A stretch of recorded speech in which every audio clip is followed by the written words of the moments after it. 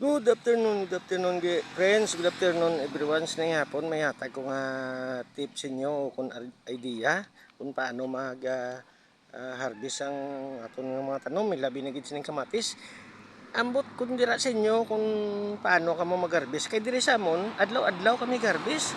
Ang insakto gis ni tani nga pag-harvest, 3 ka adlaw antes ka mag-harvest liwat. Tapos kung ano dang ginagamit yung bulong, spray ka mo.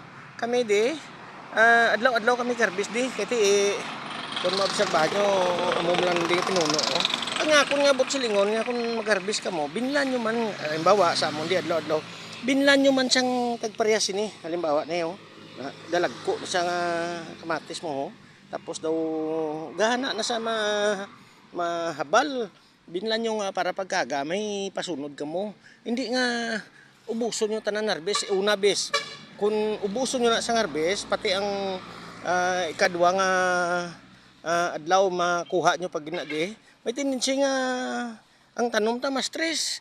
Ti ayawan ka naman liwat ka sagod siya nga para makarecover sa sang iya nga ginabatsyag ni. Uway ni siya gambal, kamo lang yak balob dapat maginsindi. Ti kay ho lantawan ni bla may fruit fly pa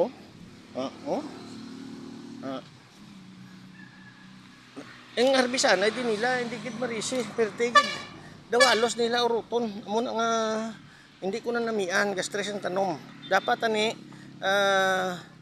bilin kamo sa mga habal-habal para pagkaaga may kwaon kamo lang tawan nyo bla halos linghod pinamilin nila na ngari ini next day paniguro makwa o tanan nyo blang kwa na punga kung pila ka bilog na kwa 1 2 3 4 5 5 kabilog ang kuha sa isa lang ni kakuan